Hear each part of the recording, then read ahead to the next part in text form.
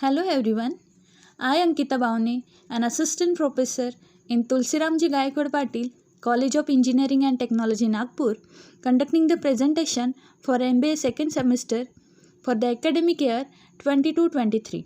Welcome to today's presentation on marginal costing. In this presentation, we will be discussing on the concept of marginal costing, an essential management accounting technique that help businesses. Don't worry if you are not familiar with accounting jargon. We will be keep things simple and easy to understand. So let's get started. These are the content of presentation.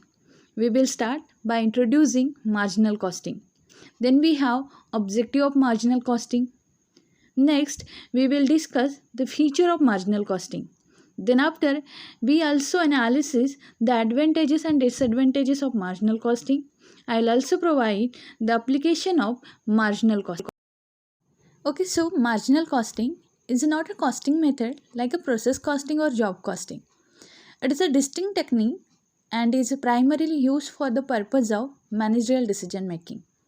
Marginal costing may be used for measuring the profitability of various product lines or cost centers. This technique is helpful in bifurcating the cost into distinct categories such as a variable cost and fixed cost. These are the objective of our today's presentation.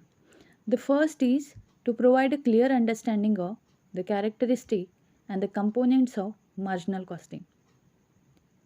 Then, to showcase the benefits of using marginal costing as a cost accounting technique. Then the third one is to present the limitation and potential drawbacks of adopting marginal costing. And the last, to showcase the practical scenario where marginal costing is applied. Then, the features of marginal costing. These are the main features of marginal costing, which are going to discuss one by one. The first one is price determination. Company decide the prices of their product after analyzing various critical factors. One of the critical factors in price determination is marginal costing. For a company, it is essential to alter their product prices in order to maintain a competition in the market. Then, profit forecasting. Marginal costing has a wide role in forecasting the future profit of the company. Also, the percentage of the profit in future year can be ascertained. Then the third one is facilitates decision making. Marginal costing help in executing cost volume profit analysis that facilitate in decision making for the company. And the last, profit planning. The company plan the profit when the price determination and the profit forecasting is done. Next we have the advantages of marginal costing. These are the main advantages of marginal costing. The first one is simple to use and understand. Marginal costing technique is simple and convenient to use. Since this technique excludes fixed cost and use only variable cost. The cost statement are easy to understand and implement. Then the next one is aids in production planning. Variable cost per unit are constant in nature and remain same regardless of the levels of activity. The use of these costs simplify the process of production management. Then, no overvaluation of stocks. Marginal costing does not carry forward fixed cost in the form of inventory valuation and thus avoid the possibility of over inflating profit by inflated closing stock valuation. Then, facilitate calculation. Marginal costing helps in calculation of various important factors such as a key factor, make or buy decision, price decision, optimal sell mix, etc. Then helps in management. Marginal costing helps the management in taking key decision. Then the last one is useful for cost control. Only variable and marginal cost can be controlled while fixed cost cannot be controlled. Marginal cost help in cost control measure by segregating cost into fixed and variable categories. Next, we will discuss on the disadvantages of marginal costing. These are the main disadvantages of marginal costing. The first one is segregation of cost. Marginal costing works by dividing cost into fixed and variable categories. However, in many cases, such segregation is not clear. The second one is unrealistic assumption. Marginal costing tend to make unrealistic assumption while making analysis.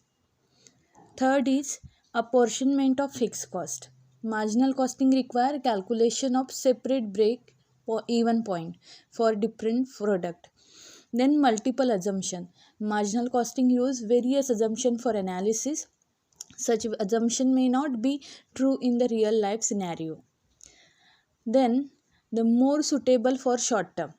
Since marginal costing ignore fixed cost, it is more suitable for short term decision making and profit planning. And the last one is unable to fix selling price. So marginal costing ignore the fixed component of cost, and this making is unsuitable for calculating selling price in the long run. After disadvantages, we have application of marginal costing in decision making. Managerial decision making follows different process than a personal decision making, as it requires more focus on systematic and specialized way of operation. So decision making is a difficult process. The main obstacle in the process are inadequate information, conflicting motives and changing circumstances. So marginal costing technique may be applied for making these marginal decision. The first one is cost control.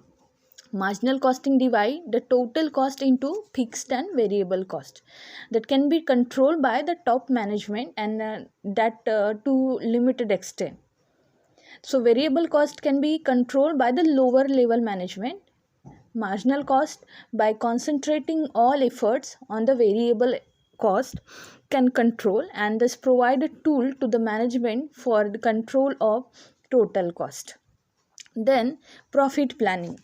Variable costing techniques are useful for profit planning. This process involves planning of future operation for the achievement of maximum profit or the maintenance of desired level of profit. Marginal costing is a concern with contribution margin. Then we have closing down a plan. So in case of firm operating on a loss for some time, the management need to take a decision about its shutdown.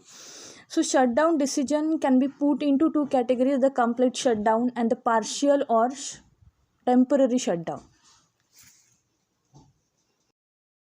The fourth, we have dropping a product line. A firm may redesign its product mix by adding or dropping a product.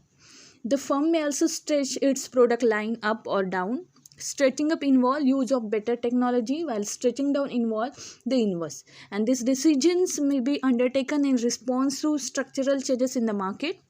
In a multi-product environment, the managerial decision to add a new product may lead to higher sales and associate cost, while dropping a product may cause inverse. So for such a decision, the management may compare the different cost and incremental revenue.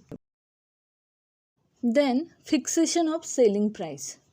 Determining of selling price is a critical managerial decision. Various factors such as the market condition and regulation also impact this decision.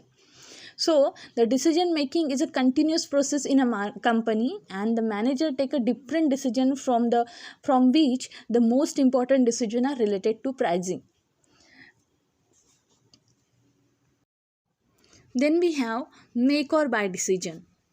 A firm may buy or manufacture component and spare part. Marginal costing technique may be used to determine which course of action is more beneficial for the firm. For this purpose, the marginal cost of manufacturing is compared with the purchase price from the market. The firm may choose to manufacture the product if its marginal cost is lower than the purchase price. Key or limiting factor. A key factor may be defined as a factor which may limit a production or a profit of a firm. Sale is the most common limiting factor. The firm production is generally limited by its capacity to sell. Other limiting factor may be material, labor, capital or plant capacity. So in such a cases, the management need to decide which product to be produced and in which quantity. The 8 is selection of suitable product line. The firm producing more than one product face the issue of deciding sales mix. This issue arises as different product yield, different contribution. The management should endeavor to design the sales mix which yield highest possible profit. Such a ratio of the quantities is known as the optimum sales mix, and it can be designed using contribution per unit. Then desired level of profits. A company has to face a problem of cutting prices for various reasons such as a competition, government regulation, and unforeseen compelling situation. If the selling price is reduced, automatically it will result in reduced contribution, which in turn affect the level of profit. In order to maintain the level of profit, the volume of sales mix to be increased. The marginal costing technique will be helpful in determining the desired volume of sale. Then the last application is closing down. Differential cost analysis is also used when a business is confronted with the possibility of a temporary shutdown. This type of analysis has to determine whether in a short run a firm is better off operating than not operating. Throughout the session, we have learned the marginal costing is a useful cost accounting technique that offers a valuable insight into the cost behavior and help in making informed decision. By understanding its characteristic, benefit, limitation, practical application, individual can utilize marginal costing effectively to improve financial management, optimize resource utilization, and enhance profitability within their organization. That's all from my side. Thank you for watching.